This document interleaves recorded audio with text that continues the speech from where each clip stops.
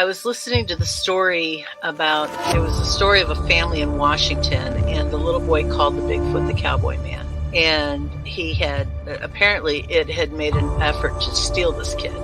And it hit me. My children were in that playpen behind me with nothing but a mosquito net over them. It could have crept up behind me and taken both of my children, and I wouldn't have known.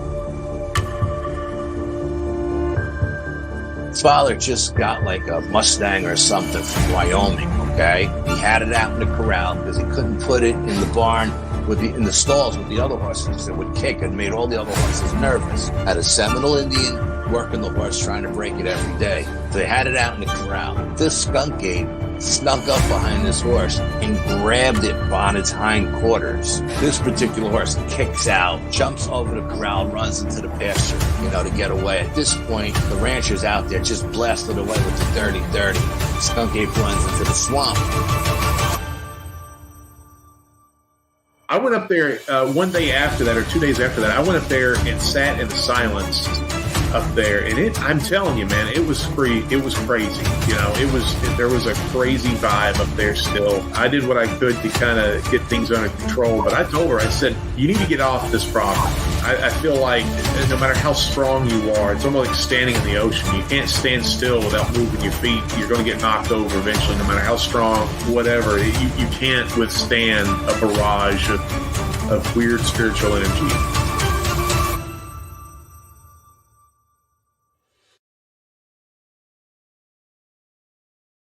What's up, everybody? Welcome back to Paranormal Odyssey Live. I am your host, Wayne, joined, as always, by my partner in crime, Miss Tiffany. What's up, ma'am? Hello. How are you? I'm glad to be here. I'm fantabulous. I'm glad that you were here as well. I know. You'd miss me if I weren't here as your unprofessional associate producer. I would. Everybody, please notice that is her title now. Yeah. Down there. With my signature smiling. That was not me. That was her. She took it upon herself to take over that role, and we appreciate it. Anything exciting happening with you and Miss Tiffany? Well, you and I were talking before the show where we had to replace our exhaust fan in the attic today at a very hefty chunk. But the cool thing, because I market to everybody, all of my books. So we had been talking about how, we do this podcast and what it is and everything the whole time they were here fixing the fan. So when they were packing up and getting ready to leave, I went into the bedroom and I got my whole spread and I laid it out on the table in the hallway up here. And I was like, if you happen to read these, and the guy that was here, his friend had actually just purchased The Unfamiliars off of Amazon. And he was like, no way. He said, my friend just got this book and was talking to me about it. And I'm like, shut up. I was like, that's so cool. Damn. That is awesome. Yeah. I was like, that is so cool. So they took pictures of them. So look at you. How awesome is that? Yeah. You got to put yourself out there. See, if I'd have never said anything to him, I never would have known it. Wow. I'm proud of you. That's awesome. I've thought about it so many times. I can't wait till the day where I'm riding around in my car and I see somebody with the Paranormal Odyssey sticker or something on their car. Hadn't happened yet. I haven't been noticed yet in public, but that's going to be cool. Yeah. I mean, funny story. I was at the grocery store the other day, and when you look your worst, that's when you see the most people. I ran into two people. Okay. And I completely looked the other way and walked right past them as quick as I could so they wouldn't see me because my hair was up. I just looked bummy. And I was like, I'm not talking to anybody. I'm just getting my bananas and I'm leaving. Yeah. I think that's happened to all of us. Oh my geez. Yeah. So that was really cool. Let's pay some bills before we get to our guest. Believe it or not, guys, we got a guest tonight. She didn't cancel on us. Yeah, you get somebody with us. we were talking about Tiffany and I have done, well, she's been a part of 60 episodes of the 200 plus that I've done. She's been a part of 60, and no one had ever canceled until like last week. And then we had two. So we're back on Yep. the right track with tonight's guest. Guys, if you are new to the show, please take a second, hit that subscribe button. We would greatly, greatly appreciate that. Help us continue to heading in the right direction. And if you would like to be on with Wayne and myself and tell us your story, you can reach out to us, Wayne at paranormalworldproductions.com, or myself, Tiffany at paranormalworldproductions.com. And we just filled up April, and we already have one scheduled for May. So we're on the right track with scheduling. And if you want to get in because they do fill up quick. Want to ask everybody, head over to paranormalworldproductions.com. Check out the website over there at the very top. You can, I believe it's still at the very top, you can sign up for our free, absolutely free, brand new newsletter that comes out every Sunday that Brian has started producing.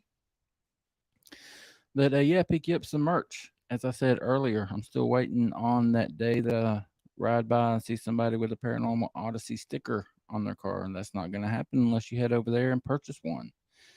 Get stickers, T-shirts, coffee mugs, stationery. I mean, just about anything. It's really impressive. It's cool how much stuff that you can get with our logo, and they are very reasonably priced, in my opinion. They run sales from time to time, guys, where you can get a T-shirt for like $13. I mean, where else can you get a T-shirt for $13? You got to pay shipping, obviously, but I mean, the regular price is like 25, and then you would pay shipping. So take advantage of those opportunities when you can. I'd love to see some people in some Paranormal Odyssey gear.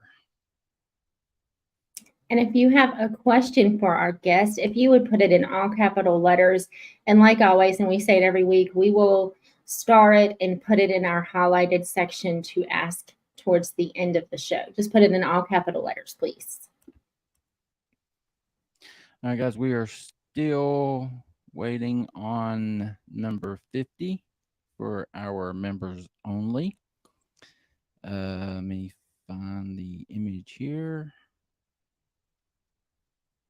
Yeah, if you'd like to become a member of Paranormal Odyssey, we would love to have you. And as I mentioned, we're going to draw a name from the first 50 people that sign up, and that person will win a Yeti lunchbox, an autographed copy of The Unfamiliars, which Tiffany was just talking about, an autographed copy of Naoma Finn's book, and a Paranormal Odyssey t-shirt in your choice of color.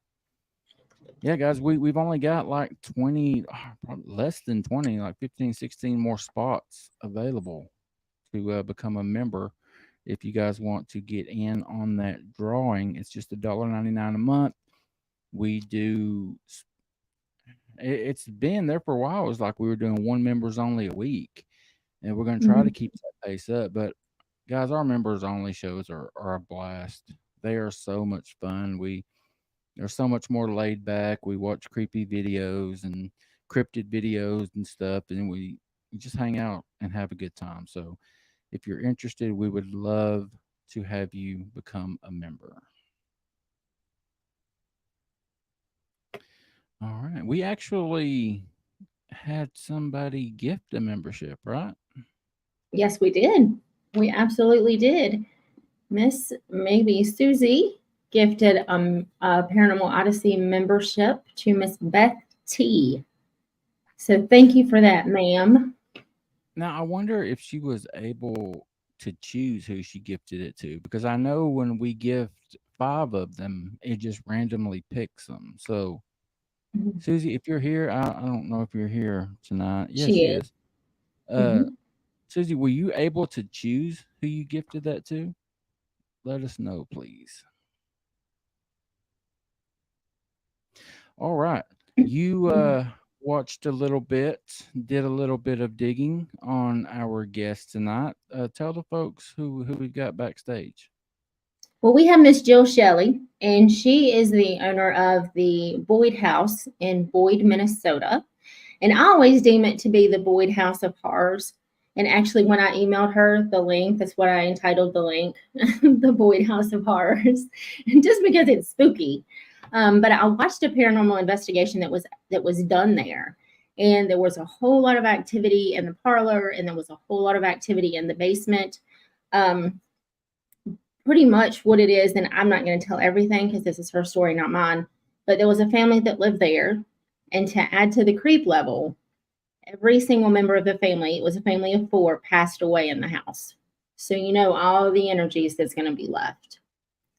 So I'm really, after watching that investigation, I was like, oh, I can't wait to talk to her.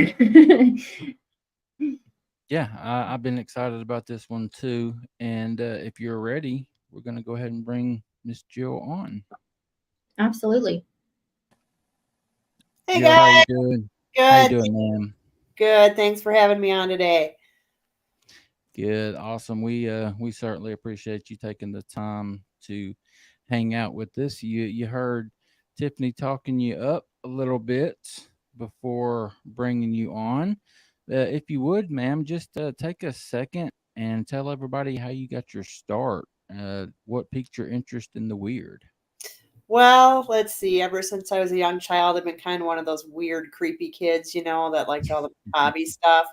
And I just remember like with my cousins and things, we would like tell ghost stories in the dark and but at my grandmother's house. So I always kind of got this feel in one of the rooms that there was something always kind of staring at you from the closet.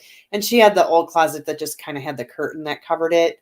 But it was always cold in that room, very unwelcoming. That's the feel I got from it. I didn't like being in there at all.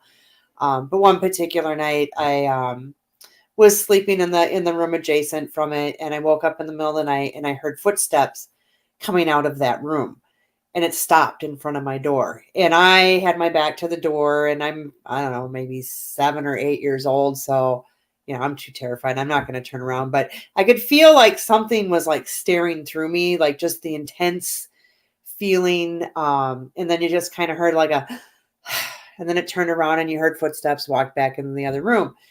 And then of course I was all freaked out, threw the blankets over my head, and I was just like, oh, can't wait for morning, And, in the morning I knew it was my parents because I heard them snoring in the room next door. And then I mentioned it to my grandma, who just really nonchalantly was just like, oh my gosh, honey, that's just a ghost. He's not going to hurt you. So then I was like, really like, well, grandma's just like blowing this off like no big deal. And then it just kind of fueled my passion to know a little bit more about ghosts. And so then I just kind of did all the, reading as much as I could at the libraries, any documentaries I'd find on the TV. And then with the advent of the television shows coming out, that's when I was like, wow, this is a thing. Like you could really go do this. So one of the gentlemen at work that I worked with, we always had like common bond of horror films. So we'd always talk about that. And then one day Ghost came up and he's like, well, I'm trying to start a group. If you're interested in joining. And I was like, oh yeah, that'd be great. So we formed our group, St. Croix Paranormal, in 2010. And we just started out doing private homes and local businesses. And then we kind of moved on to traveling throughout the U.S. to well-known haunted locations, kind of in search of answers and to get all the paranormal experiences that we could. Well, I'll tell you, you had your grandmother was freaking awesome. Yeah, I know. Say, oh, honey, it's just a ghost. Don't yeah. And I have the utmost respect for her. So for her to just be all like, because the older generation, they're at the don't talk about it because you're crazy. So that's why for her to just be like, whatevs, I was like, wow, so it's like, I think if she had made it more like, oh, there's no such thing as ghosts, that maybe I wouldn't be where I am today, Well, and that's what I was going to say is like, you hear that a lot. Parents are like, it's just your imagination, or you just had a bad dream. And it really does deter that portion of that child that wants to learn and wants to grow and, find out more about things. Right. So I'm glad, props to her. Yeah. Yeah, and we've had so many psychic mediums on, over the years, since I've been doing this show, and that's what they have all talked about. Every single one of them has said that we're all born with that ability. It's the ones that had people like nurturing it from a young age that they are the ones that have done something with it later in life, because most people will tell you, like Tiffany said, no, it's just your imagination. No, it's nothing. But the parents and the grandparents that will, accept it and help you along with it, those are the ones that help us to get to where we are, I think.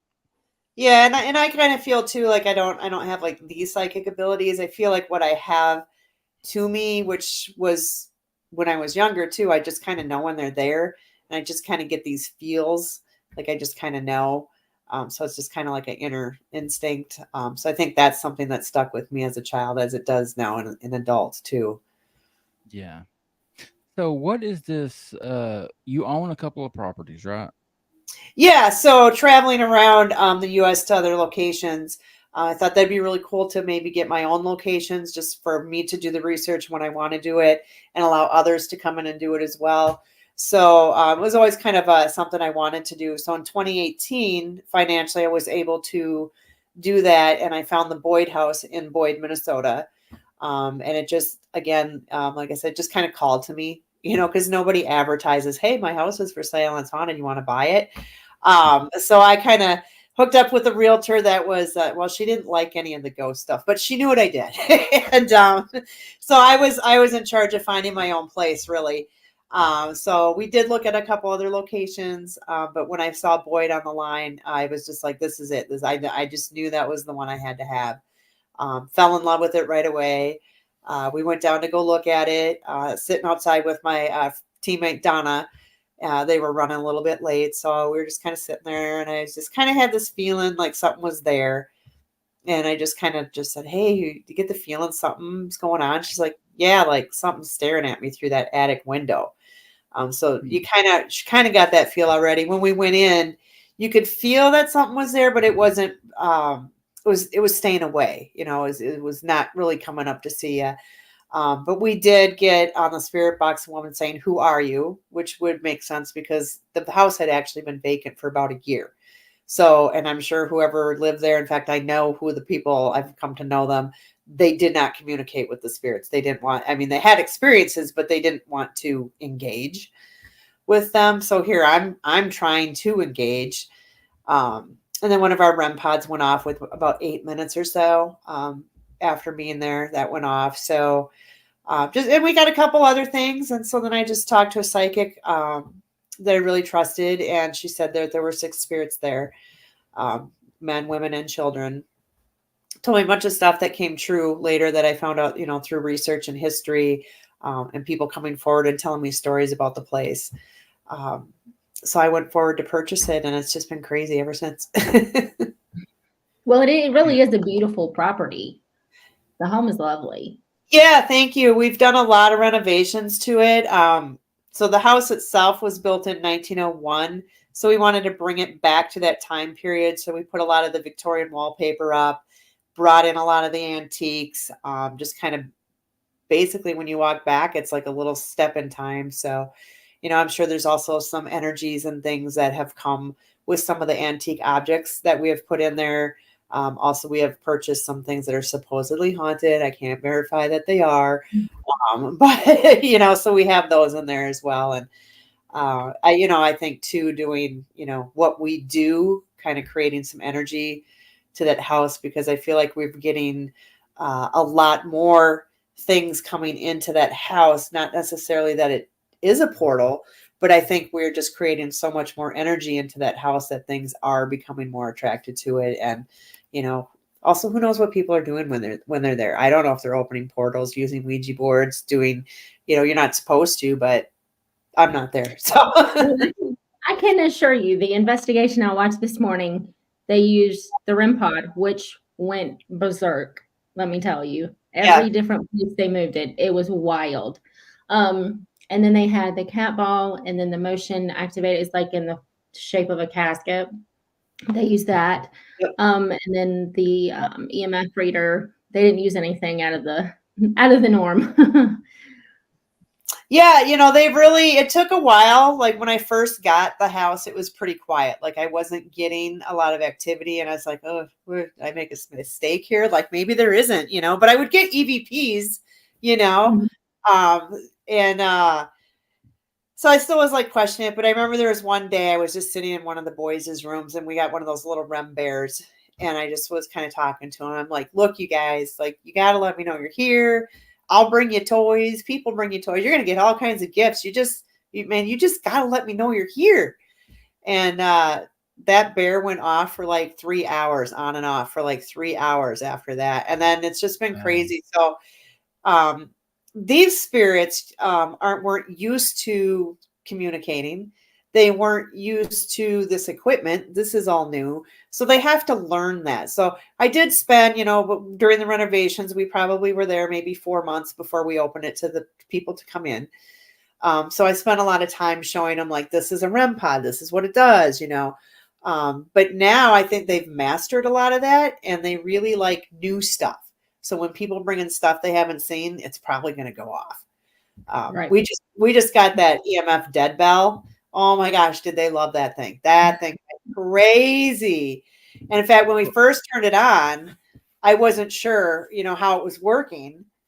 And then it was, it had quit dinging. And then I said, okay, well, we're not sure. We're going to look at the directions. I'm like, hey, you guys, can you help us out to learn this? While we're looking this up, I'm going to count to 3. And when I hit 3, if you touching it dings the bell, we're going to see. So I went 1, 2, 3, and I went ding the instant that I did that. And I was like, oh, I guess it works. So now, what is that? You called it an EMF? It's Ghost Stop makes it. It's called a dead bell. So it's basically an EMF and it's in the shape of a little dingy bell, So when the EMF, gets high enough, the bell will ding. Or they can actually touch it themselves and ding it too, but I'm pretty sure it was due to EMF. Oh, very cool.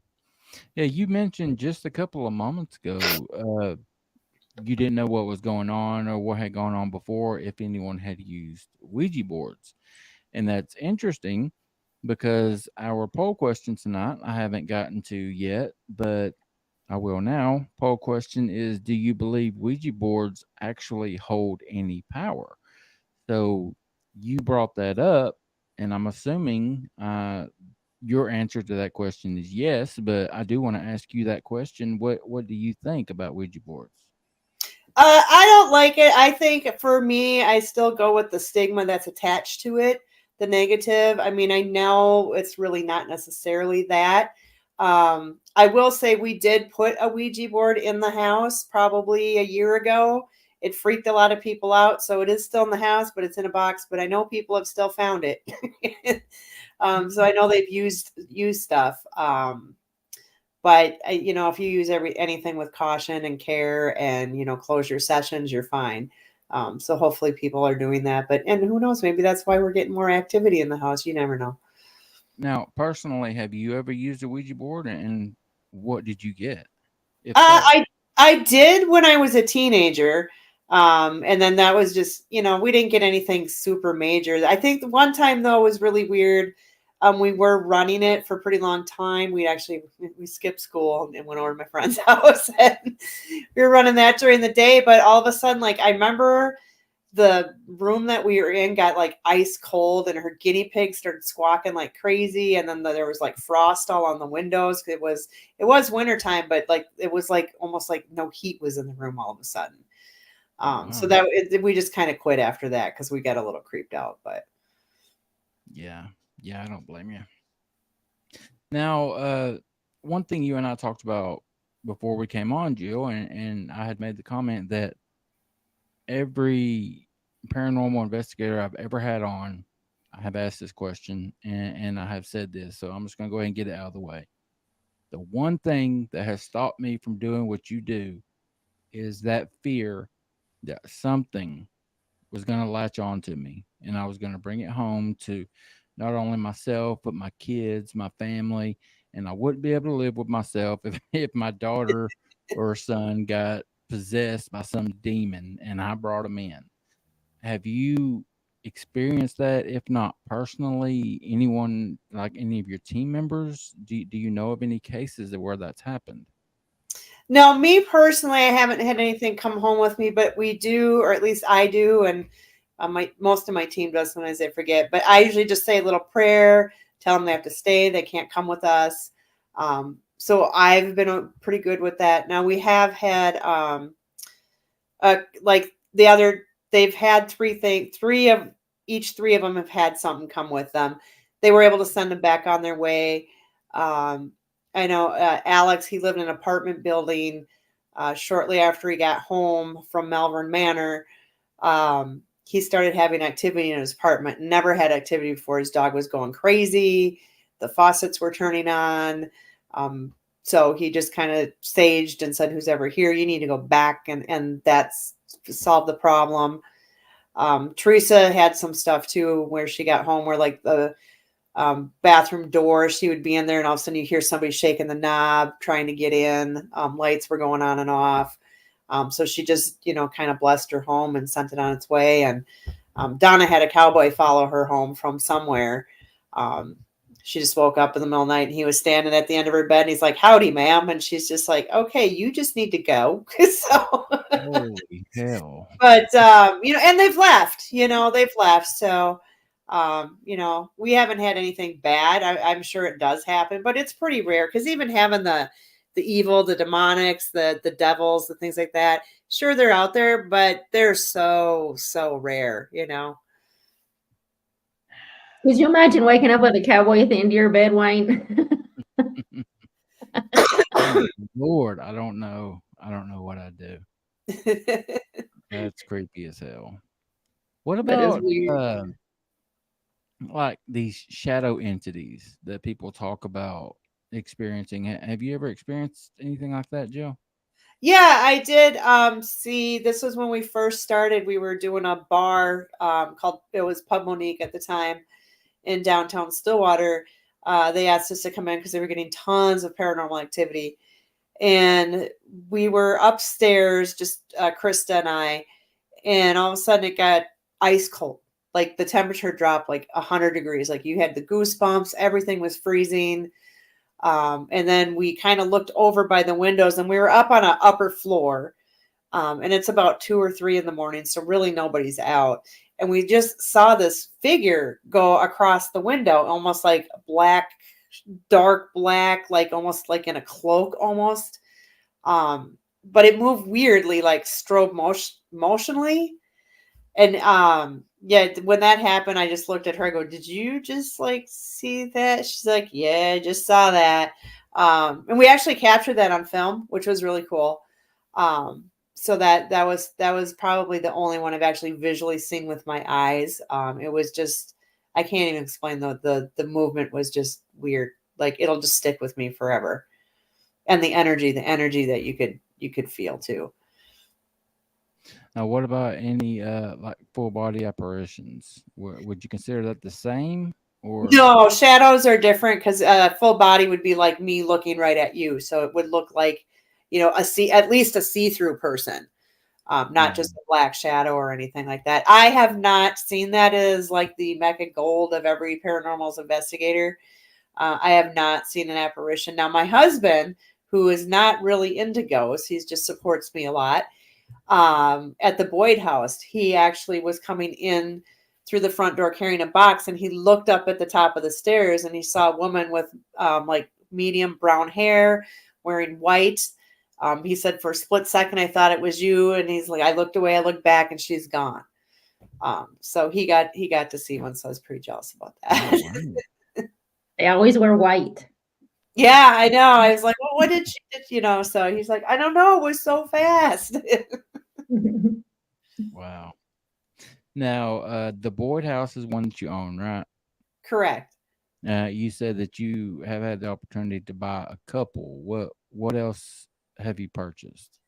Well, you just can't have one. Just like Pringles, you can't have one. So I bought a Masonic lodge that was built in well, actually I found out now it started in 1858 being built, but they had to do it in sections because they ran out of money.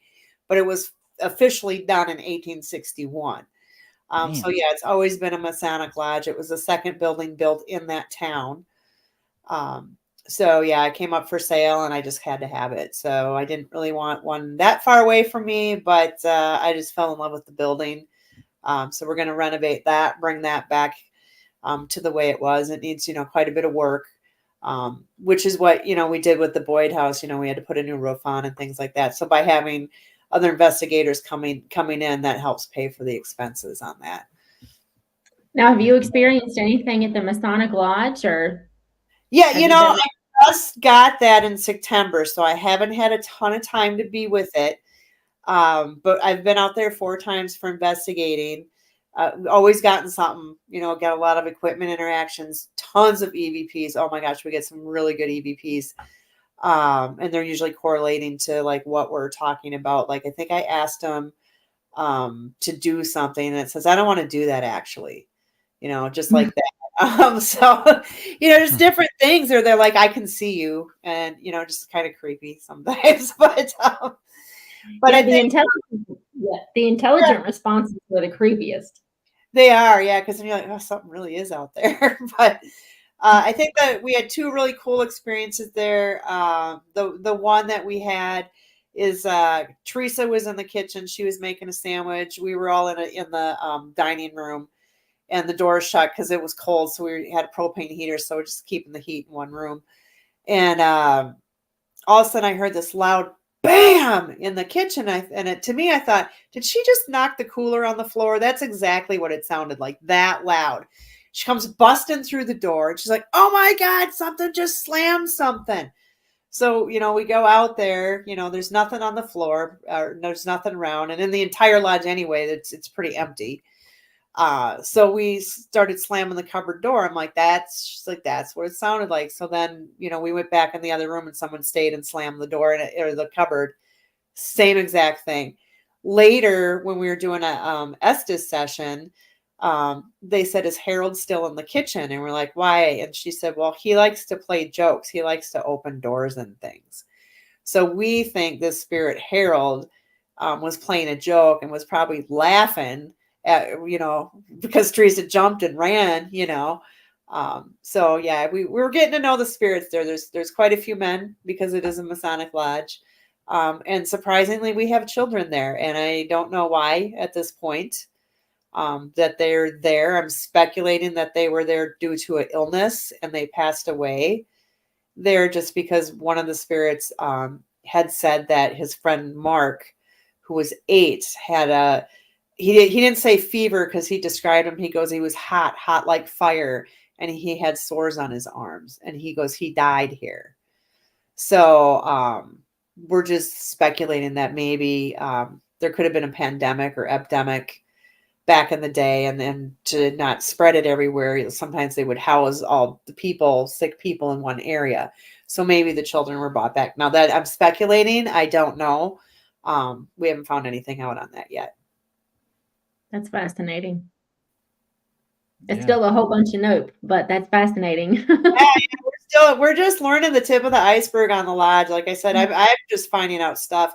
I just found out about the building and sections just about a week ago.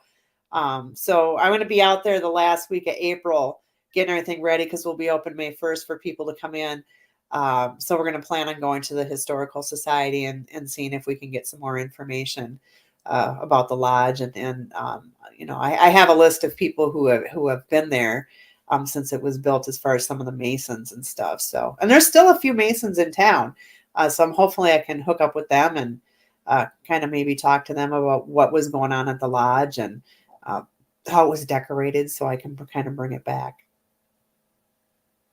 Yeah, that would be awesome. I'm curious, what would you say would be the most scared you have ever been in an investigation? Time that just creeped you right the hell out, and what happened? I would say it was probably, and it wasn't so much that a lot of creepy stuff happened. It's when we decided to venture out to well-known haunted locations. The first one we picked was the Villisca Axe Murder House.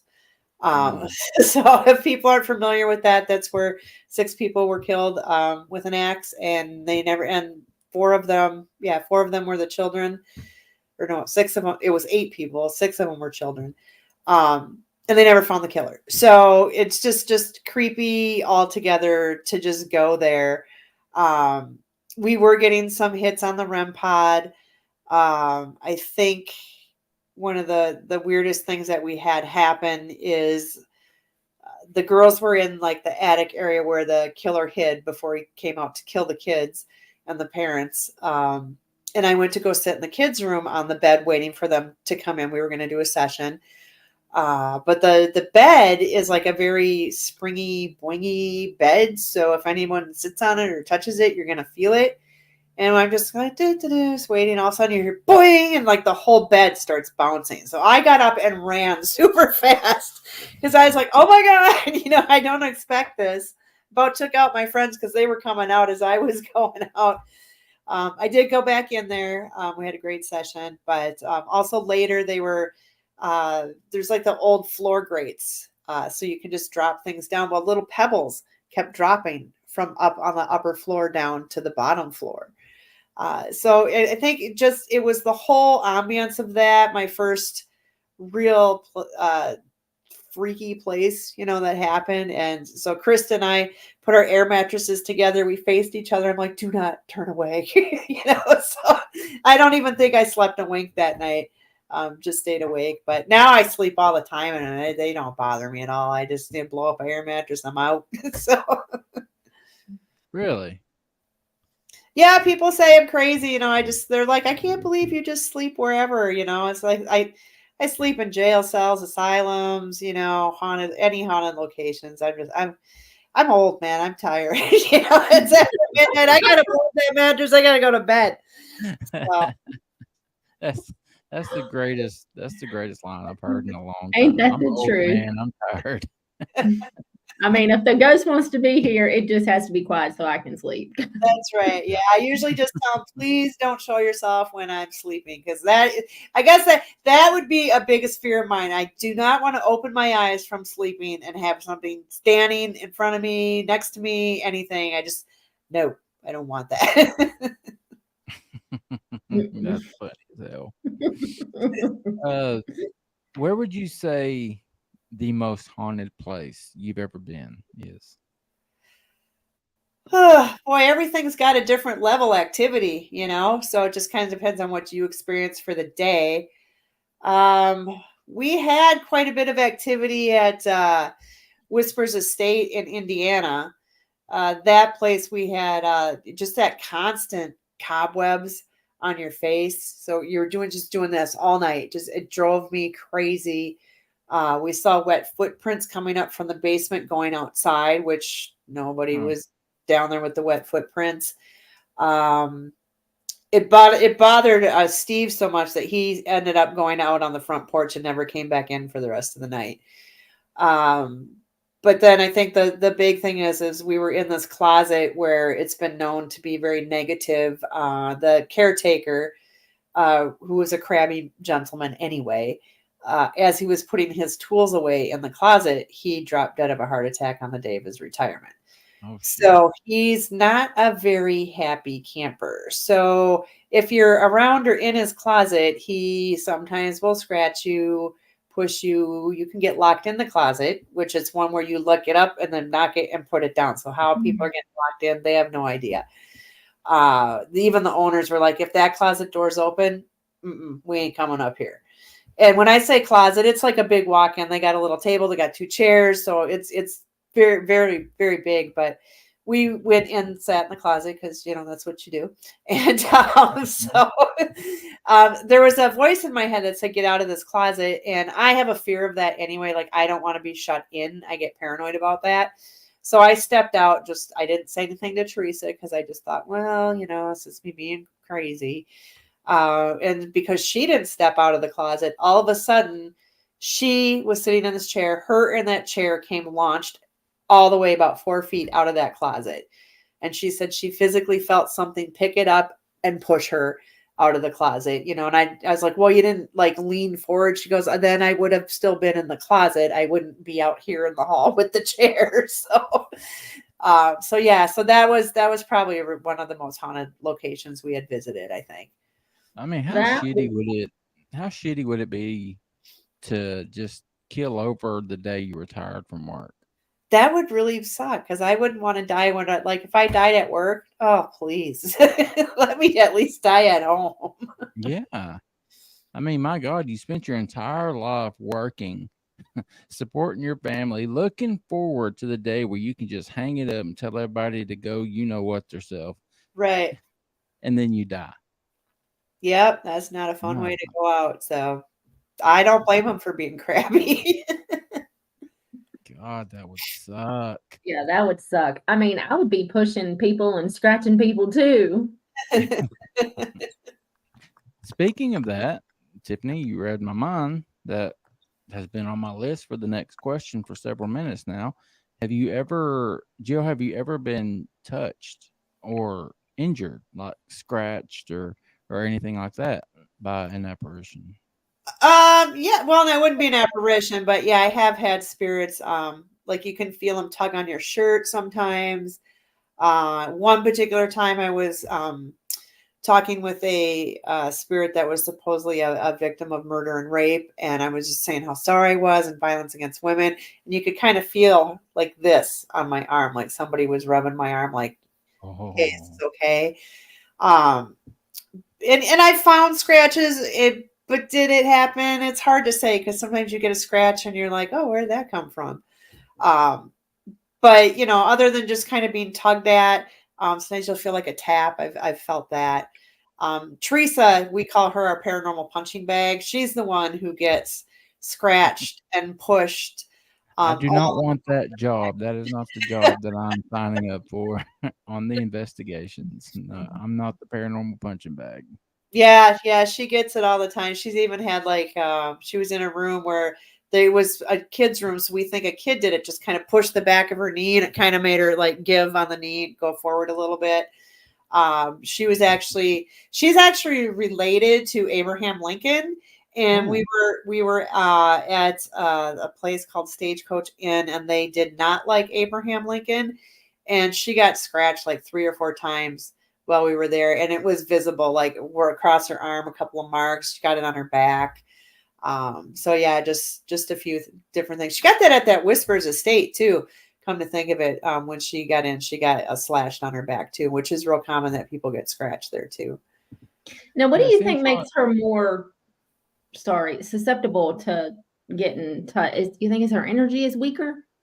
I don't think she just has. Teresa's incredible. She has this incredible draw to her, an aura. We've had many psychics just out of the blue come up to her and say, "I have never felt so much energy off of one person as I do with you." So I think things are just drawn to her. She does a really amazing Estes session. I've never done one with anybody else. I will have full-on blown conversations up to an hour directly as I'm conversing with you. And by her not seeing me, what's going on, she is actually talking about what I am doing out there, and she has no clue what I'm doing. Like I'll even yawn, and she's like, "No yawning now." Just certain things. She's even told me the exact time. Because we were at one time, and they just said, "Is it nighttime?" And I'm like, "Yep, it's nighttime." And they go, "Yeah, it's 12:21." So I quick ripped out my phone. It's 12:21. And I'm like, "How do you know that?" And she's like, "I just know." So it's like, it's just incredible the conversations that we have. So I'm blessed to have her as a very good friend as well as a investigator. Now, what is it with?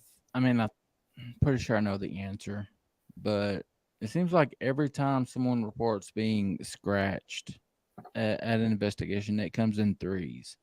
And I mean, that's like the father, son, spirit. I mean, what do you think? Well, that's what they say. It's a religious thing, but I've seen people with 1 scratch, 2 scratches. I think just people might read into the divinity of the scratches, because I don't believe the scratches are also due to negative or evil. I think sometimes it's like a, hey, I'm here, just trying to get their attention. Like I said earlier, that the having the demonic or the evil entities, they're rare. So more than what you're likely encountering is either somebody who's just crabby, and they're like maybe an old person and they're just sick of you being in their house. Maybe they don't agree with your attitude or how you're acting. Or it could, again, just be an attention getter. Yeah. It seems like that's what I've always heard is, I mean, every single time you see someone claiming to have been touched or scratched, it comes in threes. Yeah, and that's real common. And I don't know if anybody will ever really know the answer to that, but I'm not a firm believer that it's on a negative aspect. Not saying it can't be. Yeah. I would say 98.7% are probably just the reactionary type. What was it? Alex said, I grew up in a haunted house. Water faucets would turn on. Barn light would turn on so much I would get in trouble for leaving it on. Knocks on walls. Constantly hear footsteps going up the steps. Alex, we need to get you on, buddy, to share some of that. Yeah, I like investigating. I just don't ever want to live in a haunted location. Well, I did actually live in one house that was haunted, but we came to an understanding of you don't bother me. Okay, well that's really interesting. I'm glad you brought that up. You've never lived in a location that you felt was haunted? Well, I did have one house that I lived in that was built in the 1800s. And then it was minimal. It wasn't a ton of activity. But once in a while I could feel them come around and I would just be like, not today. And they would open, there was the basement door they always wanted open. And we battled with that a lot because I didn't want it open. So, but we just kind of came to a conclusion of, you don't bother me, I don't bug you, and we're cool. So that's just kind of how I dealt with that because it would drive me nuts to sit there and think about something being there because I don't want to be felt like somebody's watching me all the time. So that's just kind of, it's weird that I want to investigate and experience when I'm there, but I don't want to live it every single day. Yeah. Oh, that makes perfect sense. Now, are you strictly paranormal, like ghosts? Is that your main interest, or are you into cryptid creatures at all? Well, I pretty much focus on the paranormal, but I find all of it. If you're into this kind of stuff, you're kind of fascinated by stuff. So, I know a little bit about UFOs, a little bit about the Bigfoot, some of the more common mythical creatures and such. But it's nothing that I know you probably go out in the woods in the middle of the night. Frankly, that creeps me out. So you won't find me doing those things. It's interesting, and it's always good to keep your mind open and always learn about new stuff. And I just love hearing other people's stories and stuff too. So it's got that common bond. Yeah. Oh yeah, I agree. All right, let's Tiffany, do you have anything else before we get into the questions or anything you want to talk about? No. I was answering somebody over here in chat, so he caught me off guard. Mm-hmm. No, we can get to the questions. All right. This one is first one is more of a comment, but it's from my good buddy Troy, dealing with the poll question about Ouija boards. He said, I'm the odd man out. I said no, because the board doesn't hold any power. It's just a conduit. What do you think about that, Joe? No, that makes sense because everything's like an instrument, really. And like a friend pointed out, they said, what's the difference between the Ouija board and using a spirit box? It's just a different way to communicate with that spirit.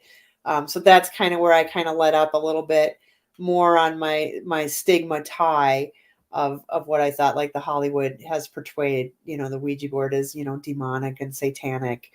and nothing good will ever come of it. So I'm kind of changing my ways a little bit. But again, it's not going to, like you say, it's not going to have the power on its own. It's going to need your energy to make that work. Just like I got to turn on the spirit box. So same thing. So yeah, I totally agree with him. Well, and it's like the Estes method as well, because for that, you are the conduit as well as when you're using these other devices. Right. And a lot of people prefer the Estes method. They feel that is the most, correct thing. Yeah, I've just incredible stuff from doing that Estes method, and it's amazing. It gives a little bit more validity to what you're doing with the conversations, I think. Well, and especially when the answers come across, and like you were talking about the Estes method you did, it was very intelligent responses.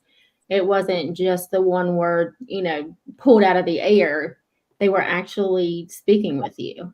Right. We kind of think that they kind of go in Teresa a little bit because she takes on different mannerisms. Like we can almost tell when somebody else is going to come through because she'll sit up and then somebody else will come through, or if she's talking, if it's a little kid, all of a sudden she relaxed, she's slouching, she's kicking her feet around. So it's just really interesting to watch her physically too, to not only just talk to us but also to physically act that way too. It's pretty cool. Yeah, that question from Troy was in reference to our poll questions tonight. We'll go over it one more time or again. Do you believe Ouija boards actually hold the power? And 68% say yes, 32% say no. So that's what Troy was speaking to. Mm-hmm. Next question is from Joe Pat. Why do spirits pick on certain people? Well, it could be your energy, your aura. Everybody's gives off a different vibe. So if you're, depending on what the spirit's looking for, spirits need energy anyway to do everything that they need to do. And one way is they can take our energy. They can take it from the electrical outlets, things like that. But if you're more susceptible, and I think sometimes too, I've read like sometimes people with, maybe depression and things like that, you're just more of an easier target. So they may do that. And it just, it's hard to say why they pick on. Maybe they get cut because you don't know why they get attached to one person. It may follow them around, but not the other person. We've done investigations in home where, say, everybody in the house is getting experiences, but the one person. Is that just because they're that closed off? Are they stronger? Like, we don't know. Like, what is it about that person? Do they give off enough energy to where the spirits are like, yeah, it's not messing with that guy. So it's everything's just kind of a speculation at this point. But I think a lot of it has to do with energy, and a lot has to do with like your mental and your physical check of yourself and how strong you feel on the inside. Yeah, I can see that. Next question is from Wendy Warren. Have you ever investigated a battlefield? Another good question. I have not done the battlefields. We have not gone that far to go to like Gettysburg and stuff. I think places like that would be so amazing. They are like on my bucket list to get out and do things like all in those areas. But with us, we having to drive because with all our gear and stuff, it's too hard to fly. But yeah, definitely would love to kind of experience some of that. I'm a history buff anyway, so it's like when you could go to these places, I just kind of look around and go, man, this was the place to be back in the day. And it's just the way the architecture is. You're not going to find that stuff these days. Yeah, I'm lucky enough to live near the Chickamauga battlefield. Down here, I'm in Southeast Tennessee. Chickamauga is in North Georgia, and that's like the second bloodiest battle of the Civil War, with I think Gettysburg being first. So I'm right in its back door, and there's all kinds of stories that go on down there that come from the Chickamauga. Oh yeah, I'm sure they get a ton of activity too. Oh yeah, the old Green Eyes. That's like a national thing. Seems like everybody's heard of Green Eyes. That it's supposed to be a spirit that roams around down there. I don't know as much about it as a lot of the people that I'm associated with do, but it's definitely a thing. Next question comes from Freaky Geek.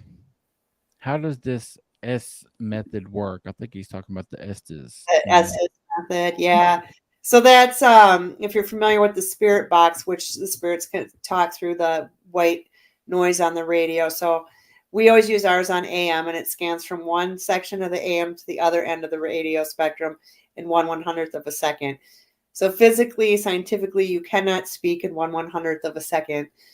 So especially if you're getting long sentences, swear words, because you're not going to hear that. But the person who's doing it has headphones on and they have a blindfold on, so they can't see you, they can't hear you, and then the other people are asking the questions in hopes that you get a response back. Yeah.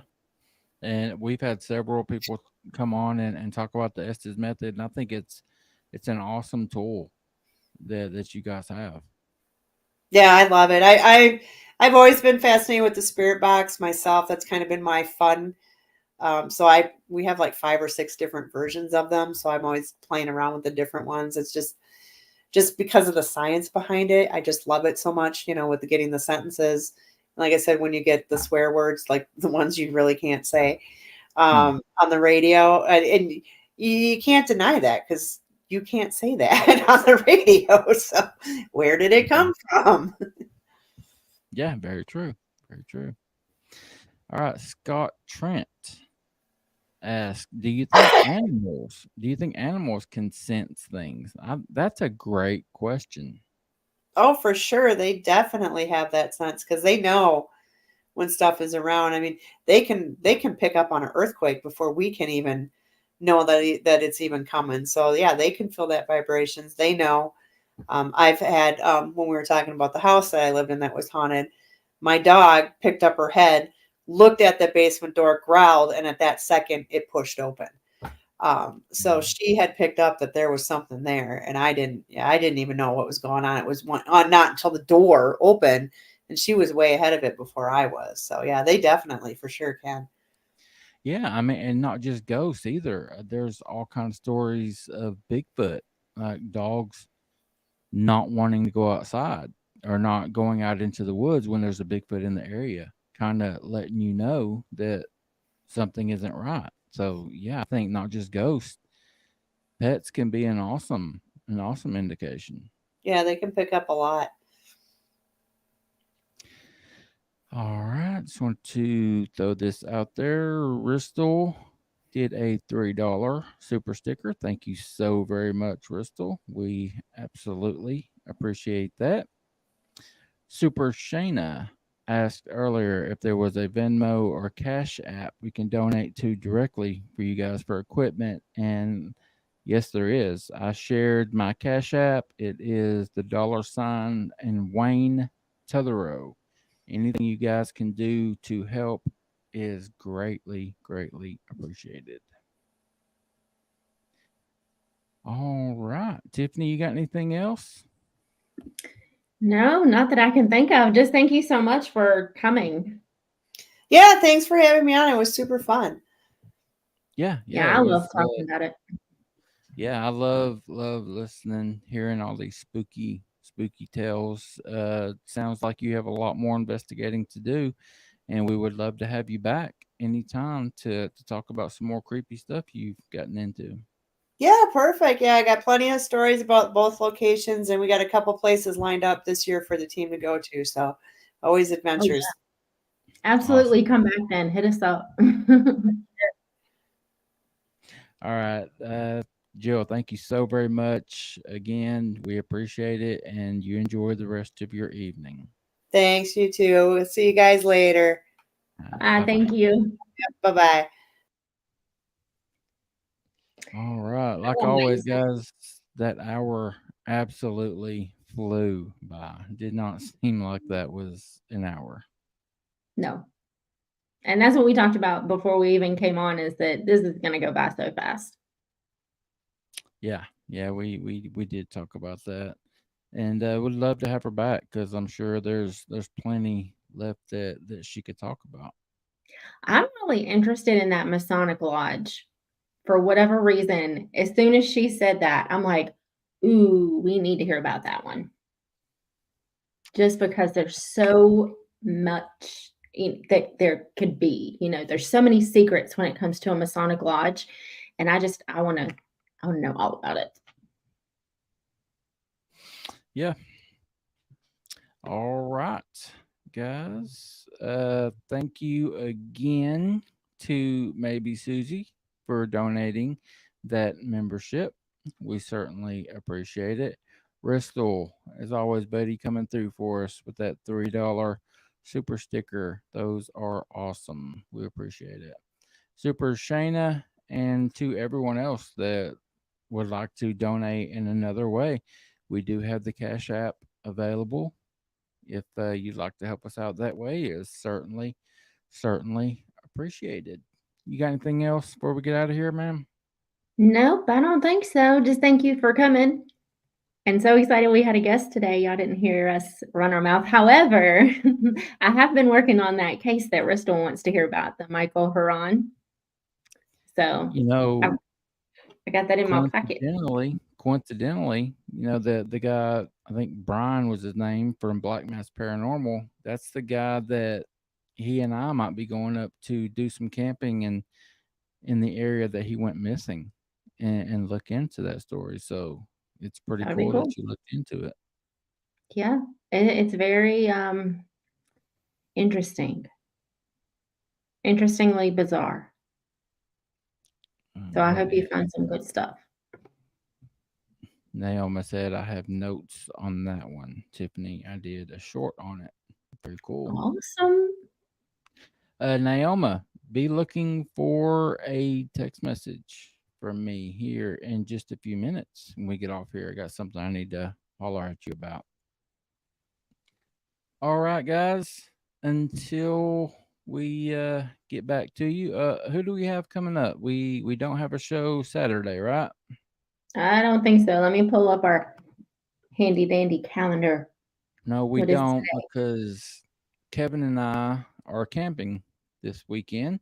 We're going out to Sasquatch Farms to scout that location for the Squatch Out. I have been talking to several people today. I've got 2 speakers lined up. I'm not going to announce those just yet, but they are a couple pretty big names. And that's amazing. We have talked to the lady that owns Sasquatch Farms, and she is giving us the okay to hold it there. So we are going to check it out to make sure that it would be a good location for everybody. So be looking for an announcement on this year's Squatch Out coming up very, very soon. All right, guys, until we talk to you again, y'all take care of yourselves. Take care of each other. Bye. Peace.